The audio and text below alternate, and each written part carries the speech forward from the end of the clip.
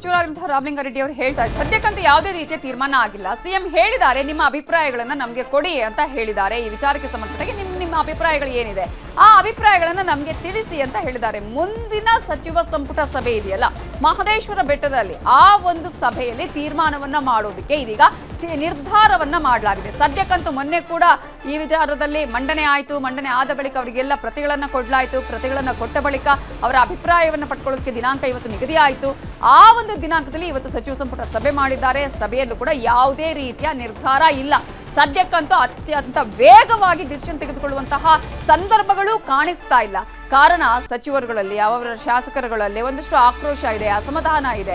ಅದೇ ರಾಮಲಿಂಗಾರೆಡ್ಡಿ ಅವರು ಹೇಳ್ತಾ ಇದ್ರು ಅಂತಹ ಒಂದು ಏನು ಅಸಮಾಧಾನ, ಆಕ್ರೋಶ, ವಿರೋಧ ಏನು ಬರಲಿಲ್ಲ, ಎಲ್ಲ ಪಾಸಿಟಿವ್ ಆಗಿದೆ ಅಂತ ಹೇಳ್ತಾ ಇದ್ರು. ಆದರೆ ತಮ್ಮ ಸಮುದಾಯ ಅಂತ ಹೇಳಿ ಬಂದಾಗ ಎಲ್ಲರೂ ಅಲ್ಲಿ ಏನು ಆಗಿದೆ ಅನ್ನೋದನ್ನ ಹೇಳುವಂತಹ ಸಾಧ್ಯತೆಗಳು ಇರುತ್ತೆ.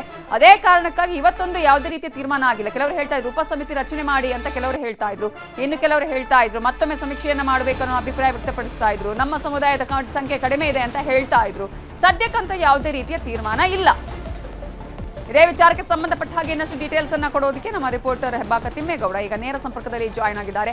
ತಿಮ್ಮೇಗೌಡ್ರೆ, ಏನಾದ್ರೂ ಒಂದು ನಿರ್ಧಾರ ಆಗಬಹುದಾ ಅನ್ನುವಂತಹ ಕುತೂಹಲ ಅಂತ ಇತ್ತು. ಅದರಲ್ಲೂ ಕೂಡ ಸಾಕಷ್ಟು ಗೊಂದಲ, ಮತ್ತೊಂದು ಕಡೆ ಒಂದಷ್ಟು ಆಕ್ರೋಶ, ಅಸಮಾಧಾನ, ಇವೆಲ್ಲದರ ಮಧ್ಯೆ ಕೇವಲ ಅಭಿಪ್ರಾಯ ಸಂಗ್ರಹಕ್ಕಷ್ಟೇ ಇವತ್ತಿನ ಸಚಿವ ಸಂಪುಟ ಸಭೆ ಅಂದ್ರೆ ತೀರ್ಮಾನ ಮಾಡೋದಕ್ಕಿಂತ ಜಾಸ್ತಿಯಾಗಿ ಕೇವಲ ಅಭಿಪ್ರಾಯ ಸಂಗ್ರಹಕ್ಕಷ್ಟೇ ಸೀಮಿತ ಆಯ್ತಾ, ಹೇಗೆ? ಖಂಡಿತವಾಗಿಯೂ ಕೇವಲ ಅಭಿಪ್ರಾಯ ಸಂಗ್ರಹಕ್ಕೆ ಮತ್ತೊಂದು ಕಡೆಯಾಗಿ ಪರಸ್ಪರ ಈ ಒಂದು ಏನು ಸಚಿವರುಗಳ ಒಂದು ಅಭಿಪ್ರಾಯ ಸಂಗ್ರಹ ಮಾಡೋದ್ರ ಮುಖಾಂತರ ಮುಖ್ಯಮಂತ್ರಿ ಸಿದ್ದರಾಮಯ್ಯನವರು ಯಾವ ಒಂದು ತೀರ್ಮಾನವನ್ನು ಕೈಗೊಳ್ಳಬೇಕು ಅನ್ನುವಂಥ ನಿಟ್ಟಲ್ಲಿ ಸಚಿವರ ಜೊತೆ ಒಂದು ಗಂಭೀರ ಸಮಾಲೋಚನೆ ಕೂಡ ನಡೆಸಿರ್ತಕ್ಕಂಥದ್ದು. ಯಾಕಂತ ಹೇಳಿದ್ರೆ ಇವತ್ತಿನ ವಿಶೇಷ ಸಚಿವ ಸಂಪುಟ ತೀವ್ರ ಕುತೂಹಲಕ ಮತ್ತು ನಾನಾ ರೀತಿಯಾದಂಥ ಚರ್ಚೆ ಮತ್ತು ವ್ಯಾಖ್ಯಾನಗಳಿಗೆ ನಾಂದಿ ಆಡಿತ್ತು.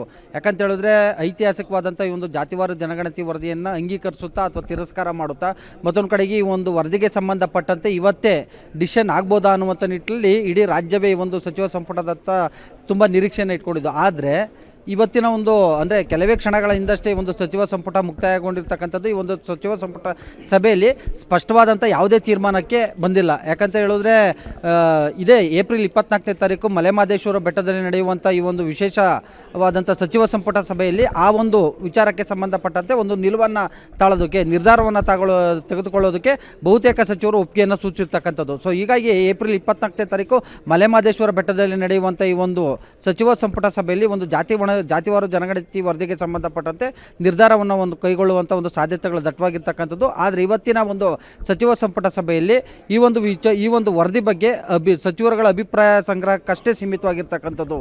ನವಿತಾ ಜೈನ್. ಓಕೆ ತಿಮ್ಮೇಗೌಡ್ರೆ, ಇವತ್ತಿನ ಸಭೆ ನಂತರದಲ್ಲಿ ಇದೀಗ ತಾನೇ ರಾಮಲಿಂಗಾರೆಡ್ಡಿ ಅವರು ಬಂದು ಮಾತನಾಡಿದ್ರು, ಕೇಳಿಸ್ಕೊಂಡ್ವಿ. ಎಲ್ಲವೂ ಕೂಡ ಪಾಸಿಟಿವ್ ಆದಂಥ ರೀತಿಯಲ್ಲೇ ನಡೆದಿದೆ, ಆ ರೀತಿಯಾದಂಥ ಚರ್ಚೆಗಳಾಗಿದೆ ಅಂತ ಹೇಳಿದ್ದಾರೆ. ಬಟ್ ಈ ಒಂದು ಜಾತಿವಾರು ಜನಗಣತಿ ಎಲ್ರಿಗೂ ಕೂಡ ಪಾಸಿಟಿವ್ ಆಗೋದಕ್ಕೆ ಸಾಧ್ಯ ಇಲ್ಲ. ಒಂದು ಕಡೆ ಪಾಸಿಟಿವ್ ಆದರೆ ಮತ್ತೊಂದು ಕಡೆ ನೆಗೆಟಿವ್ ಆಗೇ ಆಗತ್ತೆ. ಸೊ ಮುಂದಿನ ಸಭೆಯಲ್ಲಿ ಯಾವ ರೀತಿಯಾದಂಥ ನಿರೀಕ್ಷೆನ ಇಟ್ಕೋಬಹುದು? ಹಿಂದೂ ಕೂಡ ಒಂದಷ್ಟು ಲೆಕ್ಕಾಚಾರಗಳಿರ್ಬೋದು ಮುಂದಿನ ತಿಮ್ಮೇಗೌಡ್ರೆ, ಹಾಗೆ ಲೈನ್ ಅಲ್ಲಿ ಇರಿ. ಈಗ ಆರ್ ಬಿ ತಿಮ್ಮಾಪುರ ಮಾತನಾಡ್ತಿದ್ದಾರೆ, ನೋಡೋಣ. ಕ್ಯಾಬಿನೆಟ್ ಅಲ್ಲಿ ಬರುತ್ತೆ, ನೋ ಆಕ್ಷೇಪಣೆ ಲಿಖಿತ ರೂಪದಲ್ಲಿ ಕೊಡುವಂತೆ ಸಿಎಂ ಹೇಳಿದ್ದಾರೆ. ಅದೇನು ಇಲ್ಲ, ಮುಂದೆ ಚರ್ಚೆ ಮುಂದುವರಿತಾರೆ.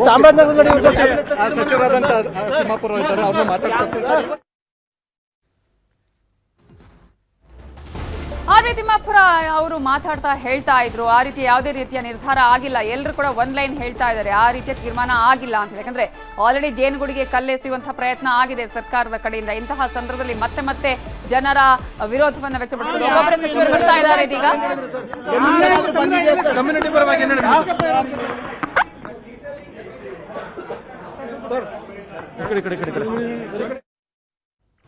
ಸೊ ಸಚಿವರುಗಳು ಯಾರೂ ಕೂಡ ಸರಿಯಾಗಿ ಒಂದು ರಿಯಾಕ್ಟ್ ಮಾಡೋದಕ್ಕೂ ಕೂಡ ತಯಾರಿಲ್ಲದ ಹಾಗೆ ಕಾಣಿಸ್ತಾ ಇದೆ. ಯಾಕಂದ್ರೆ ಏನ್ ಹೇಳಿದ್ರೆ ಏನಾಗುತ್ತೋ ಅನ್ನುವಂತಹ ಆತಂಕ ಕೂಡ ಅವರಲ್ಲೂ ಇದ್ದ ಹಾಗೆ ಕಾಣಿಸ್ತಾ ಇದೆ. ಆದ್ರೆ ಈಗ ಸಚಿವರುಗಳ ಅಭಿಪ್ರಾಯವನ್ನ ಸಂಗ್ರಹ ಮಾಡಿದ್ದಾರೆ ಸಿಎಂ ಸಿದ್ದರಾಮಯ್ಯ ಅವರು. ಸುಧಾಕರ್ ಇದ್ದಾರೆ.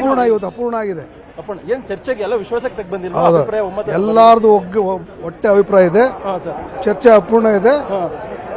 ಎಚ್ ಕೆ ಪಾಟೀಲ್ ಅವರು ಬ್ರೀಫ್ ಮಾಡ್ತಾರೆ. ಫೈನಲ್ ಆಗಿ ಇದು ಬರೋ ಕ್ಯಾಬಿನೆಟ್ ಅಲ್ಲಿ ತೀರ್ಮಾನ ಆಗುತ್ತೆ ಸರ್. ಇನ್ನು ಅಪೂರ್ಣ ಆಗಿದೆ, ಅಪೂರ್ಣ ಸರ್. ಪ್ರಬಲ ಜಾತಿಗಳ ವಿರುದ್ಧವಾಗಿ ಈ ಒಂದು ವರದಿ ಬಂದಿದೆ ಅಂತ ಒಂದು ಯಾವುದು ಆ ರೀತಿ ಯಾವುದು ಅಸಮಾಧಾನ ಇದೆ.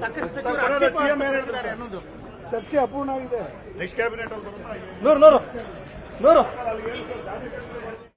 ಸೊ ಎಲ್ಲರೂ ಕೂಡ ಹೇಳೋದು ಒಂದೇ ಲೈನು. ಒಂದ್ ಕಡೆ ಕೆಲವರು ಇನ್ನೂ ಕೂಡ ರಿಯಾಕ್ಟ್ ಮಾಡೋದಕ್ಕೆ ತಯಾರಿಲ್ಲ, ಕೆಲವರು ಅಪೂರ್ಣ ಆಗಿದೆ ಅಂತ ಹೇಳ್ತಾರೆ. ಅಧ್ಯಯನ ಮಾಡ್ಕೊಂಡ್ ಬನ್ನಿ ಅಂತ ಹೇಳಿದ್ರು. ಅಧ್ಯಯನ ಮಾಡ್ಕೊಂಡು ಬಂದಿದ್ದಾರೆ ಕೆಲವರು. ಏನೇ ಇದ್ರು ಇವತ್ತು ನೋಡಿ, ಸಾಮಾಜಿಕ ನ್ಯಾಯ ಕೊಡಿಸೋದ್ರಲ್ಲಿ ಯಾರ್ದು ವಿರೋಧ ಇಲ್ಲ. ಕ್ಯಾಬಿನೆಟ್ ಒಳಗಡೆ ನಾವೇ ಇರ್ತೀವಲ್ಲ, ಯಾರ್ದು ವಿರೋಧ ಇಲ್ಲ. ಇವಾಗ ಏನಿದೆ, ಕಾನೂನು ಸಚಿವರು ಅವರು ತಮ್ಗೆ ಬ್ರೀಫ್ ಮಾಡ್ತಾರೆ. ಅಪೂರ್ಣ ಆಗಿದೆ, ಎಲ್ಲರೂ ಕಂಪ್ಲೀಟ್ ಆಗಿಲ್ಲ. ಮತ್ತೊಂದು ಸಚಿವ ಸಂಪುಟ ಸಭೆ ಯಾವಾಗ ಆಗುತ್ತೆ ಸರ್? ಮತ್ತೊಂದು ಸಚಿವ ಸಂಪುಟ ಸಭೆ ಮಾಡ್ತಾರಲ್ಲ, ನೆಕ್ಸ್ಟ್ ವೀಕ್ ಬರ್ತಾರಲ್ಲ. ಚಾಮರಾಜನಗರದಲ್ಲಿ ಡಿಸೈಡ್ ಆಗುತ್ತೆ.